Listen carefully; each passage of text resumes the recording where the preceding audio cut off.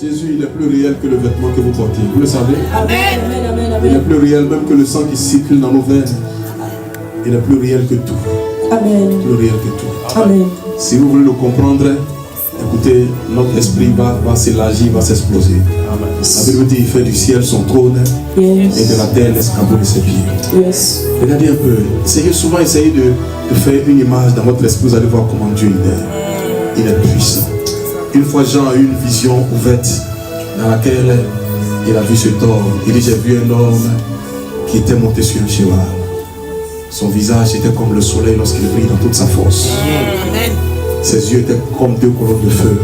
Amen. De sa bouche sortait une épée flamboyante. Ses vêtements avaient la couleur, n'est-ce pas, du sang. Et ses genoux étaient comme de l'air poli. Il était monté sur un cheval fort et puissant. C'est pour ça que la Bible dit qu'il est le conquérant des nations. Il est le Jéhovah Sabaoth, l'Éternel, le Dieu puissant des armées célestes. Nous sommes connectés à un Dieu extraordinaire. Et souvent tu dois t'asseoir et comprendre que c'est un privilège pour toi d'être attaché à lui. Il y a plusieurs qui ne le comprennent pas. Mais je vous apprends ce matin, c'est un privilège d'être connecté à lui. Amen. Le maître de l'univers, celui qui se suffit par lui-même. Écoutez-moi très bien. C'est une grâce. Nous avons un Dieu formidable et puissant. Écoutez, une fois, je pense que ça doit être dans l'Ancien Testament, lorsque on a pris l'arche qui était dans une caisse, et les hommes ont vu la caisse qui était petite, mais qui a été banalisée. Et on a posé cette caisse-là devant le Dieu Dagon, qui était le Dieu des Philistins. Kaya comme ça, grande statue. Mais le lendemain matin, quand ils sont arrivés, ils ont vu la statue, n'est-ce pas, qui a fléchi Jésus, mais pliée devant la caisse. Petite caisse, mais avec un grand Dieu. C'est comme le combat de David et Goliath, disproportionnel, mais transportant toute la matière, toute l'énergie divine. Écoutez, il est ce qu'il est, c'est-à-dire Dieu. On n'a pas besoin, n'est-ce pas, de lui flatter la tête pour qu'il dise qu'il est Dieu. Il est Dieu dans son être, il est Dieu dans son essence, dans sa manière de faire, il est Dieu. C'est comme vous touchez un lion, vous lui dites de pousser son cri, on s'attend à ce qu'il aboie. Il ne va pas aboyer, le lion va rugir. Notre Dieu reste ce qu'il est. Écoutez, dans ses manifestations, il est extraordinaire. Le nom le plus puissant de la terre, la qualité en amour, la qualité, n'est-ce pas, dans ses gestes, qualité en tout, c'est de lui qui vient tout. La Bible ne dit-elle pas que c'est de lui que viennent les dons excellents? Écoutez, je me souviens encore, lorsqu'Éphésiens, le chapitre 1 dit, il dit, béni soit Dieu qui nous a bénis de toutes les bénédictions spirituelles dans les lieux célestes. Il a toutes les bénédictions, il a toutes les grâces, il a tout. Voulez-vous les grâces, les bénédictions, les dons excellents? Écoutez, mais écoutez, c'est l'être indiqué pour, n'est-ce pas, pour recevoir la grâce qu'on veut. Il est suprême. Il peut soulever ce bâtiment-là avec le petit doigt. Qu'est-ce que je dis? Avec le bout du petit doigt. Qu'est-ce que je dis? Avec son souffle. Qu'est-ce que je dis? Il peut soulever des gestes. Il peut balayer tout. Il gère tout. Même le diable qui a voulu être son égal ne pourra jamais se comparer au seuil de sa gloire. Il reste vivant, il reste Dieu. Et c'est souvent imprenable pour les chrétiens qui ne réalisent pas à qui ils sont connectés. À qui ils sont connectés. Qui sont connectés. Parce qu'il y a un Dieu qui est partout à la fois, omniscient, omnipotent, omniprésent. Il est partout à la fois, il a toute la puissance. Je respecte la puissance du diable, mais notre Dieu, il est tout puissant. Il gère tout. Il gère les puissances, les pouvoirs, Il gère tout. Il gère tout, il gère tout, il gère tout. Il est le maître de la parole. Il est le maître de la parole. Il maîtrise la parole. Il maîtrise la science, il maîtrise l'histoire, il maîtrise la géographie, il maîtrise tout. Je me souviens, en Jean le chapitre 7, verset 46, on envoie des gens pour aller attraper Jésus de Nazareth. L'homme est Dieu sur la terre. La Bible dit, en lui habitait toute la plénitude. On envoie des gens pour aller attraper Jésus. Jésus donne un discours extraordinaire, une prédication formidable. Les gens se reviennent, on dit, mais où est-ce qu'il est? Les gens disent, non, jamais. On n'a pas le contre ce toi. Je respecte le maître de la parole. Base du mouvement et de l'être. Nous nous devons tout, nous nous devons notre inspiration, nous nous devons tout et tout. Les amis, vous devez tout à qui? Si vous pensez que vous devez tout au Dieu créateur des cieux et de la terre, il mérite célébration, il mérite adoration, il mérite respect, il mérite toutes choses. Il mérite toutes choses. Y a-t-il des hommes et des femmes qui peuvent célébrer Jésus de Nazareth pour ce cri de joie pour lui? Fais-le pour Jésus. Il y a une atmosphère, il y a quelque chose. Vous devez savoir que quand vous êtes des hommes du ciel, vous transportez l'atmosphère du ciel. Amen. Et je prie que Dieu suscite des hommes du ciel, des hommes qui sont habitués au ciel, habitués, n'est-ce pas, transporter l'atmosphère. Transporter l'atmosphère. C'est pour ça que lorsque Isaac bénit Jacob, il dit l'odeur de mon fils est comme l'odeur d'un champ que tu as béni. une nouvelle atmosphère, une atmosphère nouvelle qui se saisisse de toi. Une nouvelle atmosphère. Tu arrives quelque part dans ton service, tu sens qu'il y a un mouvement de Dieu. Il y a une atmosphère qui se dégage. C'est comme Joseph dans la maison de Potiphar. Il y a une atmosphère qui est arrivée automatiquement. Nous sommes des hommes d'atmosphère. Transporter l'atmosphère qui contient la matière de Dieu. Télécharger de la grâce de Dieu. Des hommes d'atmosphère. Transportant le ciel. Que Dieu suscite ces hommes. C'est comme Élie lorsqu'il dit, je suis le seul prophète. Oh, le Abdias lui dit, non, tu n'es pas le seul. Il y a 7000 qui sont des hommes du ciel aussi, mais qui n'ont pas accepté de fléchir les genoux devant Jézabel, devant Akab, mais qui sont gardés plus. Que Dieu suscite des 7000, des hommes transporteurs d'atmosphère qui savent imposer le règne de Dieu, imposer la chose de Dieu, imposer la chose de Dieu. Tu joueras au piano, mais tu sens qu'il y a une atmosphère qui part. Tu joueras à la batterie, la guitare, tu sentiras qu'il y a une atmosphère. Assis au bureau, il y a une atmosphère. Tu parles d'atmosphère. Mon sujet c'est le 4e, d'accord? Mon sujet c'est le 4e. Mon sujet c'est le 4e. Tout ce que je veux dire, vous allez comprendre qu'il y a le 4e qui va ressortir dans tout ce que je veux dire. On va lire ensemble en Jean le chapitre 11. Lorsque Marie fut arrivée là où était Jésus et qu'elle le vit, elle tomba à ses pieds et lui dit, Seigneur, si tu eusses été ici, mon frère ne serait pas mort. Jésus, la voyant pleurer, elle et les Juifs qui étaient venus avec elle, frémit en son esprit et fut tout ému. Et il dit, où l'avez-vous mis? Seigneur, lui répondirent-ils, viens et vois. Jésus pleura. Sur quoi les Juifs dirent, voyez comme il l'aimait. Et quelques-uns d'entre eux dirent, lui qui a ouvert les yeux de l'aveugle, ne pouvait-il pas faire aussi que cet homme ne mourût point? Jésus, frémissant de nouveau en lui-même, se rendit au sépulcre. C'était une grotte, une pierre était placée devant. Jésus dit, ôtez la pierre. Marthe, la sœur du mort, lui dit, Seigneur, il sent déjà car il y a 4 jours qu'il est là. Jésus lui dit, ne t'ai-je pas dit que si tu crois, tu verras la gloire de Dieu? Il ôtait donc la pierre et Jésus leva les yeux en haut et dit, Père, je te rends grâce de ce que tu m'as exaucé. Pour moi, je savais que tu m'exauces toujours, mais j'ai parlé à cause de la foule qui m'entoure, afin qu'ils croient que c'est toi qui m'as envoyé. Ayant dit cela, il cria d'une voix forte, Lazare, sors! Et le mort sortit, les pieds et les mains liés de bandes, et le visage enveloppé d'un linge. Jésus leur dit, déliez-le et laissez-le aller. Amen. Alors, cette histoire que nous venons de lire, je donne rapidement une parenthèse avant d'entrer dans le sujet. La Bible dit, il y a eu un décès d'un ami de Jésus. Je rappelle que Jésus était ami à Lazare, chose que vous savez, ami à Lazare. Et Lazare avait 2 sœurs, Marthe et Marie. Et la Bible dit qu'ils étaient à 3 km de Jérusalem, c'était Béthanie.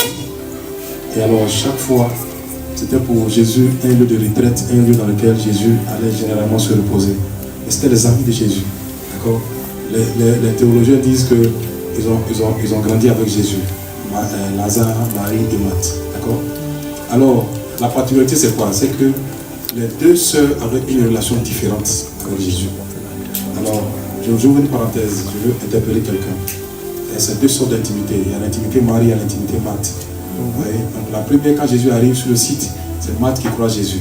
Et elle dit les mêmes paroles qu'après Marie lui dit. Elle dit, si tu avais été là, mon frère ne serait pas mort, tout ça. Mais Jésus n'est pas allé l'attendre.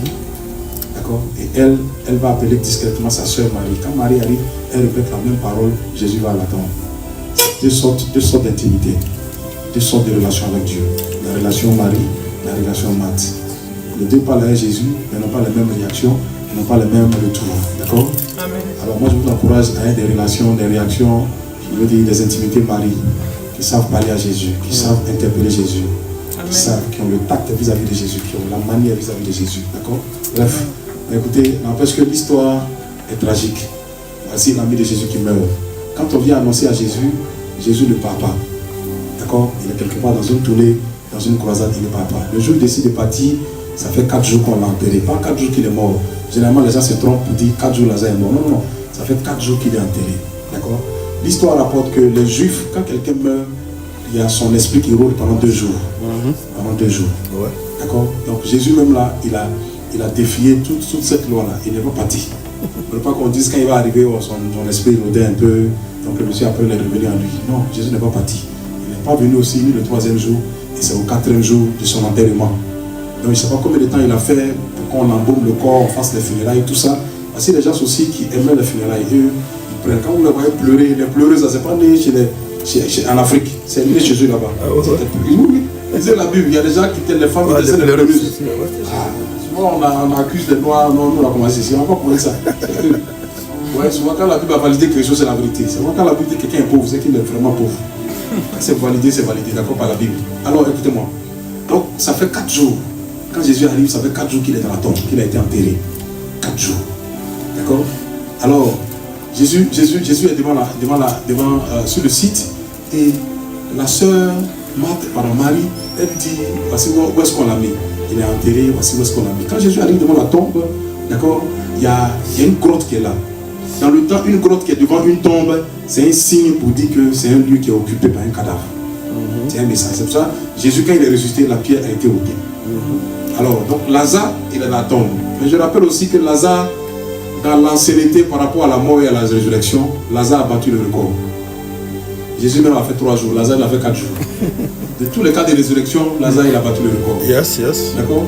Vous voyez un peu, non? Donc voici un gars qui a battu le record de l'ancienneté dans la mort par rapport à la résurrection. Ça fait 4 jours qu'il est dans la tombe. Jésus arrive sur le site. Il dit aux gens qui étaient là, il dit enlevez la pierre. Je vais vous faire une révélation. Pourquoi Jésus dit ça? Il dit ça parce qu'il savait que les hommes pouvaient le faire. Ils avaient les moyens physiques pour enlever la pierre. Mais quand ils enlèvent la pierre, Jésus est seul devant la tombe et il dit Lazare sort. Tout ce que je dis, c'est une parenthèse, ce n'est pas mon introduction. Pourquoi? Voici Jésus qui dit Lazare sort. Pour un homme physique, un cadavre ne peut pas entendre. Mais pour un homme spirituel et surnaturel, le cadavre peut entendre. Amen. Donc Jésus dit Lazare sort. Et puis Lazare sort de la tombe. Mais ce qui est extraordinaire, c'est quoi? C'est la voix qui est partie dans la tombe. Je me suis souvenu aussi d'une parole de la Bible qui dit, le Seigneur dit une parole et les messagers de bonne nouvelle sont une armée. Amen. Les messagers sont les anges. Et donc dans la voix de Jésus qui est partie, derrière cette voix-là, il y avait les neurologues, les anges neurologues chargés de traiter les nerfs, les os, la chair, tout ça, les anges qui travaillent au niveau de la cardiologie, qui peuvent, n'est-ce pas, toucher le cœur, repomper le cœur, qui étaient derrière. C'est la voix qui est partie. Mais derrière la voix, il y avait des anges qui étaient derrière. Il y avait un mouvement, je dis. Et tout d'un coup, il y a un mouvement dans la tombe et Lazare sort. Mais écoutez, ça s'est produit le 4e jour. Écoutez, le 4e, c'est l'image d'un homme que Dieu va envoyer dans ta vie. Le 4e, c'est l'image d'une saison qui va se lever. Comme aussi, on est dans la période de la Pâque, donc l'inspiration est claire. On est dans une période de la Pâque, donc le 4e, c'est une période que Dieu va susciter. Une saison que Dieu va lever. C'est un homme. C'est quelqu'un qui va arriver dans ta vie, qui va créer un bouleversement. C'est un temps que Dieu va commencer. Le 4e est une saison, le 4e est une atmosphère qui va commencer. Le 4e est un jour que Dieu va envoyer. Le 4e, n'est-ce pas, est une atmosphère que Dieu va relâcher. C'est un homme, c'est une femme, c'est une saison, c'est un jour, c'est quelque chose que Dieu va envoyer. Alors, la résurrection se produit pas au 1er jour, pas au 2e jour, pas au 3e jour, mais au 4e jour. Le 4e, c'est la saison du surnaturel. Le surnaturel devient ton naturel. C'est ce qu'on appelle épikaizo. C'est quand le naturel ou quand le surnaturel rencontre le naturel. Ça crée un big bang qui est épikaizo. Je parle du 4e.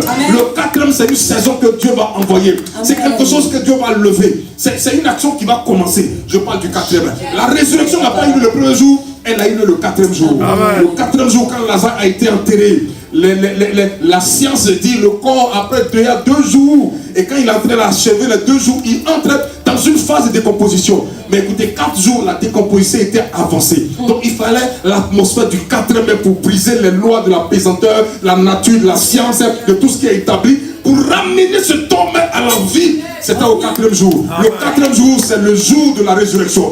Le jour où Dieu t'élève, où Dieu te prend, il te fait sortir, n'est-ce pas, du néant, pour te mettre à la table des grands. Je parle du 4e. Je dis quoi? Le 4e. Je dis quoi? Je ne suis pas au bon endroit, Audrey. Je dis quoi? Le 4e. Je parle du 4e. Je parle du 4e. Je parle du 4e. Mesdames et messieurs, la prédication, c'est comme une chanson. La chanson, n'est-ce pas, il y a le refrain, il y a aussi le corps de la chanson, mais il y a aussi le refrain. Je parlerai, mais je reviendrai sur mon refrain. Et le quatrième, mesdames et messieurs, je parle du quatrième. Je parle du quatrième. Le quatrième, c'est une saison que Dieu va annoncer. Le quatrième, c'est une période nouvelle qui va commencer. Le quatrième, c'est un homme qui va arriver vers toi. Le quatrième, n'est-ce pas, c'est une nouvelle saison, une nouvelle période. Je parle du quatrième. La résurrection se produit au quatrième jour. J'appelle un autre témoin, j'avance. Écoutez-moi très bien. La Bible dit en Genèse chapitre 1, le verset 14, verset 18-19. Dieu crée, n'est-ce pas, les luminaires. Il crée le soleil pour être le patron du jour. Il crée la lune pour être la patronne de la nuit. D'accord? Il crée aussi les étoiles. Oh, je ne suis pas, n'est-ce pas, un astrologue, mais Dieu m'a fait la grâce, n'est-ce pas, de percer un peu le mystère attaché à cette portion. C'est ce que je veux partager avec vous. D'accord? Écoutez, le soleil, patron du jour, la lune, patron de la nuit, aussi les étoiles. Et la Bible dit, ils ont pour rôle, n'est-ce pas, de marquer les temps et les saisons. D'accord? Mais ce que je n'ai pas compris, la Bible dit quoi? La Bible dit, au terme de la création, il dit, il eut un jour, il eut un matin, il eut un soir, ce fut le quatrième jour. Mais alors, comment Dieu a déterminé les trois premiers? Les trois premiers, pour savoir qu'il y a eu un jour, il y a eu une nuit. Et puis au quatrième, il crée ceux qui vont marquer le jour et la nuit. C'est ça. Oh. C'est ça. Explique ça, explique ça. C'est ça. Bon, vous n'êtes pas là, j'arrive. S'il était aux États-Unis, quelqu'un dit Kate, allez, go on! Et là, je sors de mon corps.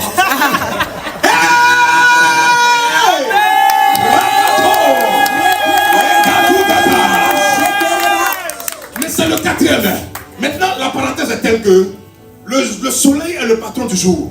La lune est le patron de la nuit. Écoutez-moi très bien. De sorte que dans la vie active, il y a un soleil dans toutes les institutions, dans toutes les juridictions. Il y a un soleil. Dans tout, il y a un soleil, il y a une lune et il y a les étoiles. À l'église, le soleil, c'est le pasteur. La lune, c'est le conseiller, les différents responsables. Les étoiles, c'est tout le peuple. D'accord? Dans un pays, le soleil, c'est le président. D'accord? Le soleil, la lune, c'est le ministre, tous ceux qui gèrent les institutions. Les étoiles, c'est le reste du peuple. Partout, c'est ici, d'accord? De sorte que quand le soleil ou encore la lune veut régner à la place du soleil, ça crée quoi? Ça crée ce qu'on appelle l'éclipse. Quand le soleil, n'est-ce pas, veut régner là, ça crée l'éclipse. Il y a dysfonctionnement, d'accord? Pourquoi? Parce que les saisons ont été faites ici. Mais tout ça a été créé à partir du quatrième jour. Le quatrième jour, Dieu a créé ce qui va marquer les temps et les saisons, les époques, ce qui va déterminer les jours. Je parle du quatrième. Le quatrième, c'est une action que Dieu va faire pour que tu sois quelqu'un de distingué, de distinguable. Quelqu'un qui va marquer son temps et sa saison. Le quatrième, n'est-ce pas, c'est le jour où des hommes sortent. Des hommes du quatrième sont les hommes qui marquent leur période, qui marquent leur époque, qui marquent leur saison. Ils sont un signe et un général, un signe et un aspect extraordinaire pour leur génération. Ils sont, n'est-ce pas, un signe pour leur génération. Je parle du quatrième. Oh, pendant que je lève ma main prophétique, que Dieu suscite les hommes du quatrième. Des femmes du quatrième. Si tu m'as dit amen, très bien. Tu m'as dit que vérité la parole. Que Dieu suscite les hommes du quatrième. Suscite les femmes du quatrième. Suscite les serviteurs du quatrième. Des hommes qui vont marquer leur saison, marquer leur époque, qui vont être un signe et un présage pour notre génération. Je parle du quatrième. C'est pour cela que Jésus aussi était un homme du quatrième. La Bible le présente, n'est-ce pas, comme l'étoile brillante du matin. Mais écoutez, la seule étoile qui brille le matin, c'est le soleil. Parce qu'aucune étoile. Et c'est pour ça aussi la Bible dit qu'il est le soleil de justice. Il est le soleil de justice. Et quand il rentre à Jérusalem, il ne rentre pas, n'est-ce pas, comme un soleil, une lune. Il rentre comme une étoile. Et les gens s'étaient épatés. Mais il y a un message extraordinaire. J'ouvre une parenthèse et je vous l'annonce. Est-ce que vous êtes là? Amen. Dis avec moi, prophète parle. Écoutez, donc Jésus rentre comme une étoile. Quand les mages voient, ils vont voir Hérode. Hérode, sur le plan religieux, par le politique, qui était le soleil. Il dit, mais on est venu voir quelqu'un qui est arrivé. Je suis le soleil. Donc c'est moi que nous voyons. Non. On a vu une étoile qui a brillé. Une étoile qui a brillé. Comment une étoile peut briller dans la présence d'un soleil? Mais Jésus est venu défier tout parce que Jésus c'était un homme du quatrième. Les hommes du quatrième sont aussi, n'est-ce pas, les hommes de la confusion. Ils sont les hommes de la confusion. Les hommes qui créent la confusion partout. Ils sont aussi, n'est-ce pas, comme les Joseph. Joseph était, n'est-ce pas, le 11e enfant. Mais quand Genèse le chapitre 37, on dit voici l'histoire de Jacob. On commence à la ligne par Joseph. L'histoire d'une famille qui a commencé avec le 11e. Les hommes du 11e sont aussi les hommes du 4e. Les hommes, n'est-ce pas, de la confusion. Ils créent la confusion partout où ils sont. Je prie ce matin à Martine ma prédication. Que ma prédication aille au ciel, dans l'atmosphère de la vie de quelqu'un. Et que Dieu te suscite comme un homme du quatrième, l'homme de la confusion. L'homme, n'est-ce pas, qui va désigner une présence pour ta génération. Les hommes, n'est-ce pas, qui vont marquer les temps et les saisons. Les hommes, n'est-ce pas, qui vont bouleverser tout. Si tu t'es levé pour faire un pas vers l'avant, tu mets le pied, n'est-ce pas, dans la grâce qui arrive pour toi. Je parle du quatrième. Le quatrième, n'est-ce pas, qui est une saison. Amen. Le quatrième qui est un homme que Dieu va envoyer. Amen. Le quatrième, n'est-ce pas, c'est comme une génération que Dieu va lever. Amen. Je parle du quatrième. Amen. Un jour, Jacob, inspiré par Dieu, il sentait que sa mort était proche. Et ça, c'est en Genèse chapitre 49. Il appelle tous ses fils. Il dit, mettez-vous ici. Je vais vous dire ce qui va arriver dans la suite des temps. Je vais vous annoncer quelque chose d'extraordinaire. Il regarde Ruben. Il dit, Ruben, tu es le fruit de ma vigueur. Tu es ma force. Le fruit de ma jeunesse. Mais tu n'auras pas la première place. Parce que tu as souillé la cause de ton père. Il prend Siméon et Lévi. Siméon était le deuxième. Lévi était le troisième. Il dit, Siméon et Lévi, je n'aime pas votre colère. Je n'entre pas dans votre conciliabule. Dans votre colère, vous avez été méchant. Vous avez tué des hommes. Je n'entre pas là-bas. Et je ne conseille pas aux gens de s'associer à vous. Mais il arrive sur Judas. Judas est le quatrième.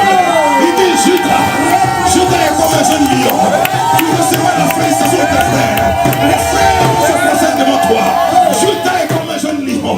Ta main, n'est-ce pas, sera sous la nuque de tes adversaires. Qui est un signe de domination. Il dit, Judas, le bâton et le spectre royal ne s'éloignera pas de toi jusqu'à ce que vienne le ciel. Écoutez-moi très bien. Sur le premier, il a parlé. Sur le deuxième, il a parlé. Et sur le troisième, il a parlé. Mais arrivé sur le quatrième, la nature de la déclaration prend une autre tournure, une autre forme. Je parle du quatrième. Les hommes du quatrième provoquent les atmosphères. Les hommes du quatrième créent une atmosphère où ça n'existe pas. Je parle du quatrième. Je parle du quatrième. Je parle du quatrième. Je parle du quatrième. Je parle de quoi? Je parle du quatrième.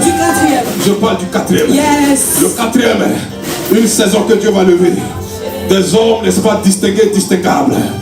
Je parle du quatrième. Je parle du quatrième. Un jour, il y avait un homme de la maison d'Isaïe, qui s'appelait Isaïe. La maison, n'est-ce pas, à Bethléem, qui s'appelait Isaïe. Cet homme avait beaucoup de fils. Et il a envoyé des fils, n'est-ce pas, au combat, à l'armée. Et un jour, il y a eu un homme qui s'appelait Goliath, qui est venu devant le peuple. Il les a insultés 80 fois. Personne ne nous a parlé. Le gabarit, la taille, la forme de cet homme, sa voix était imposante.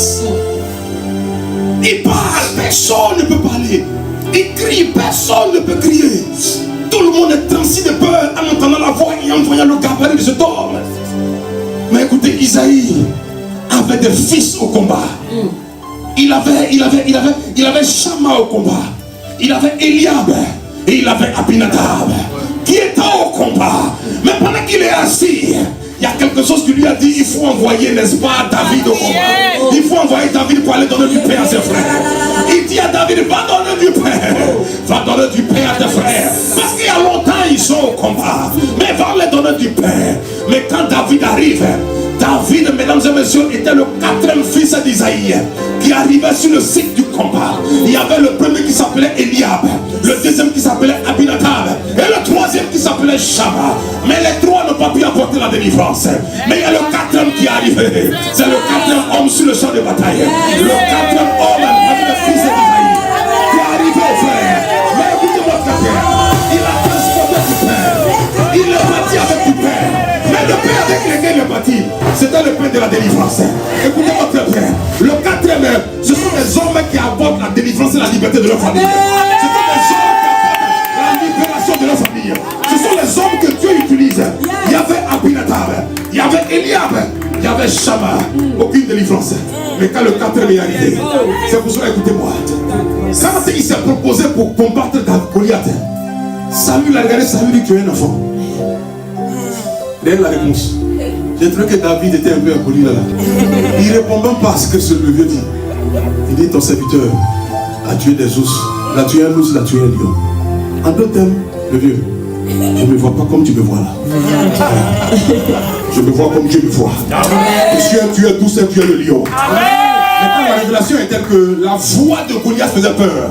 La persévérance de Goliath, la ténacité de Goliath intimidait les gens. Écoutez-moi, le lion, sa voix est timide. Jusqu'à 7 km quand il rugit.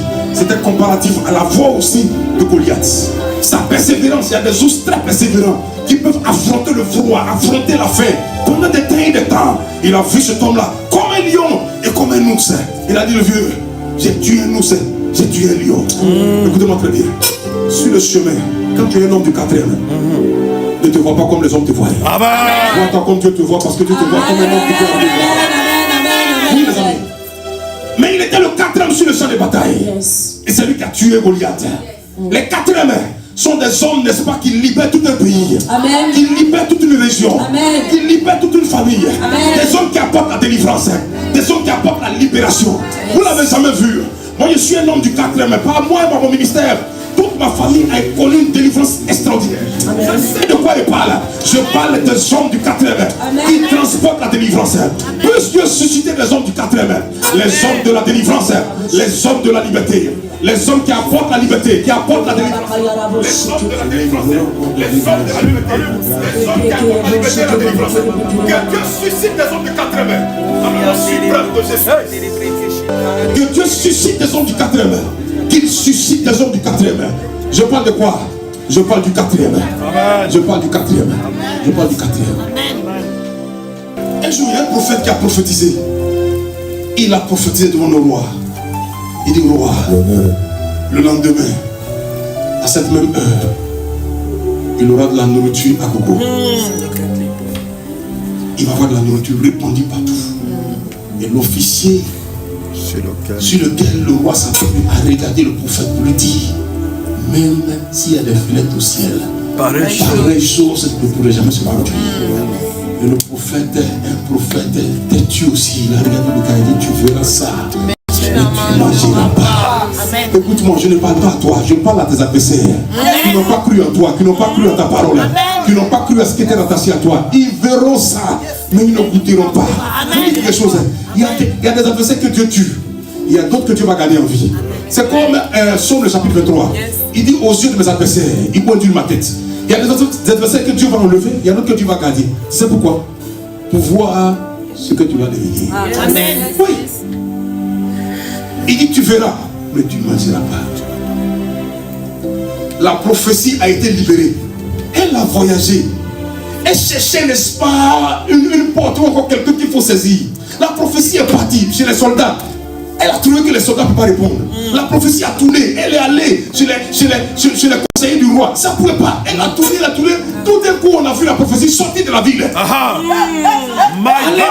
Allez se promener. La prophétie a tourné. La prophétie a tourné. Il y avait des hommes qui étaient assis en dehors du camp. La Bible a compté 1, 2, 3 et 4. Ils étaient 4 lépreux assis dehors. Oh, j'aime la parole de Dieu. Écoutez, la prophétie est rentrée dans les 4. Vous savez, ils étaient assis comme ça. Et plus souvent, vous êtes là, vous dites, il y a quelque chose qui me dit de faire ça. Ça ne va arriver, non? Donc, ils étaient assis. Et le premier a dit, il y a quelque chose qui me dit, on est qu'à rentrer dans le camp. Il y a le deuxième dit, maman, là, j'ai senti ça aussi. Le troisième, maman, j'ai senti ça. Le quatrième, maman, j'ai senti ça. Les 4 se sont levés. Les 4 lépreux. La prophétie est descendue dans les 4 lépreux. Qui aurait cru que la délivrance de tout un pays viendrait par 4 lépreux? Des hommes coupés de la société, les hommes que la société a rejetés, des hommes que la société a banalisés à cause de leur état. Après toi, très bien, je dis après toi, les hommes du 4e. Dieu va susciter des hommes du 4e. Il va susciter des hommes du 4e. Il va prendre des hommes du 4e. Il va prendre des hommes du 4e. Et la prophétie est rentrée dans les 4. La Bible déclare pendant qu'il marchait. Écoutez-moi, voici des hommes banalisés. Ils ne pouvaient pas avoir des pas fermes. Mais c'était des pas frêles, je pouvais voir les pas tremblants. Sans, n'est-ce pas, fierté. Sans, n'est-ce pas, je veux dire, de force. Mais qui marchaient. Mais la Bible dit, spirituellement, Dieu a rendu leur pas comme le plus d'une grande armée. Et tout le royaume de la Syrie a fui. Ils sont arrivés dans le camp. Ils ont vu des vêtements qui étaient par terre. La nourriture qui était là. Il dit bon, on mange d'abord, on se sert d'abord, on mange d'abord. Et tout d'un coup on dit non, on ne peut pas garder ça pour nous seuls. Les hommes du 4e savent partager. Les hommes du 4e savent relâcher. Les hommes du 4e sont des sources de bénédiction. Je parle du 4e. Je dis je parle du 4e. Je dis je parle du 4e. Et quand ils sont arrivés, écoutez-moi très bien, la Bible dit ce jour-là a été décrété comme un jour de bonne nouvelle. Amen. La prophétie a eu son accomplissement. Mais pas 4 heures. Je dis quoi? Pas 4 heures. Pas 4 heures.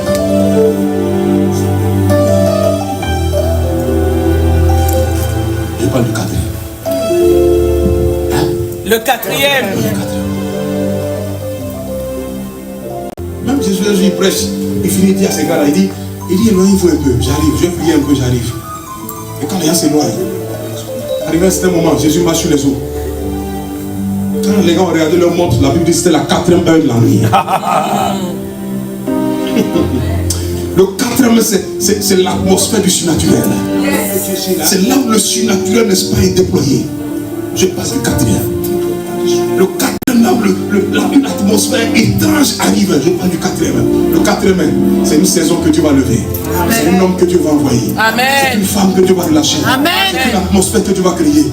Je parle du 4e. Il y a un roi puissant, un roi grand, un roi dangereux. Il s'appelait Nebuchadnezzar. Je parle du 4e. Le roi dressait une statue géante qui mesurait près de 30 mètres de haut. Il a dit aux gens, il dit écoutez, quand on sonne des instruments, tout le monde se prosterne. Et ils ont sonné la trompette. Écoutez, dans toute la foule, il y a eu des jeunes, ils étaient au nombre de 3 qui ne se sont pas prosternés, n'est-ce pas, devant la statue. On dit reprenez encore. Ils ont repris encore. Ils ont constaté que ces jeunes ne sont pas prosternés. On dit attrapez-les. Chauffez la fournaise 7 fois. Ceux même qui partaient dans la fournaise, la Bible était consumée. Mais on a jeté les jeunes dans la fournaise. On a déposé les jeunes dans la fournaise. Écoutez-moi très bien. Et le roi s'était assis, en train de siroter son vin. Oh, il disait aux gars, il dit, mais les gars, c'est trop extraordinaire. Il sirote son vin, il parle au conseiller, il dit, mais les gars, les gens se polient là, on ne comprend pas. Ils sont bizarres, on ne comprend pas. Il y a toujours quelque chose qui va te dire, regarde là-bas. Et tout d'un coup, quelque chose lui dit, regarde. Et il a regardé la fournaise. Il a vu déjà. Il a compté 1, 2, 3, 4. Il a compté encore 4, 3, 2, 1. Il dit, attends. Conseiller, attends. Est-ce qu'on a, c'est pas 3 personnes qu'on a jeté dans la fournaise? Mais pourquoi il y a 4 là-bas? Tu as le compter encore. 1, 2, 3, 4. On reprend. 4, 3, 2 et 1. Il dit, peut-être on va pas bien. Il enlève ses lunettes à déposer. Il regarde encore. Il dit, mais les 3 c'est vrai. On les a jetés, c'était attaché. Mais d'où vient-il qu'ils ont les cordes ne sont plus à leurs mains, à leurs pieds? Et puis le 4e là, il a le visage d'un fils de Dieu. Mais qui est le 4e dans la fournaise? Qui est le 4e dans la fournaise? Le 4e dans la fournaise, c'est l'homme de Galilée. Le 4e dans la fournaise, c'est l'étoile brillante du matin. Le 4e dans la fournaise, c'est le résultat de David. Le 4e du matin, le 4e dans la fournaise. Écoutez, c'est l'homme le plus puissant de la terre. C'est lui le 4e dans la fournaise. Et c'est lui qui me dit, tu marcheras dans le feu. Le feu ne te consumera pas. Tu marcheras dans les eaux. Tu ne seras pas submergé. Je parle du 4e. Le 4e homme dans la fournaise. L'homme le plus puissant de la terre. Je parle du 4e. On a intérêt à avoir le 4e avec nous. Il comble, n'est-ce pas, le vide. Il pousse tous les trucs qu'il faut. Le 4e rend, n'est-ce pas, froid tout ce qui est chaud. Il rend mou tout ce qui est dur. Il ouvre les portes là où tout est fermé. C'est pour cela que nous ne prions pas un Dieu mort. Nous prions un être vivant. Il dit lorsqu'il a ouvert, personne ne peut fermer. Lorsqu'il a fermé, personne ne peut ouvrir. Je parle de l'homme du 4e. Écoutez-moi très bien, mesdames et messieurs. J'ai appris le mystère de domination dans la nature. Je sais que le fer, il est puissant. Le fer, n'est-ce pas, il ronge. Le fer, il peut briser. Mais le fer face au feu, le feu fond le fer. Écoutez, le feu, il est puissant. Le feu, il est dangereux. Le feu, il dévaste. Mais le feu face à l'eau, l'eau éteint le feu. L'eau est puissante. l'eau est forte. L'eau, n'est-ce pas, engloutie. Mais l'eau, n'est-ce pas, face, n'est-ce pas, au soleil. Le soleil sèche l'eau. Le soleil, il est puissant. Le soleil, il brille à plus de 150 millions de kilomètres. Mais le soleil face aux nuages, les nuages étouffent le soleil. Les nuages sont puissantes. Les nuages sont forts. Mais les nuages face au vent, le vent fait dissiper les nuages. Le vent, il est puissant. Le vent, il est fort. Le vent, il est fort. Mais le vent face à la montagne résiste au vent. Les montagnes sont puissantes. Les montagnes sont imposantes. Les montagnes face à l'intelligence humaine. L'homme a plané les montagnes. L'homme, il est puissant. L'homme, il est fort. Mais l'homme face à la mort engloutit l'homme. La mort est puissante. La mort a des aiguillons. Mais la mort face au quatrième homme Jésus-Christ, il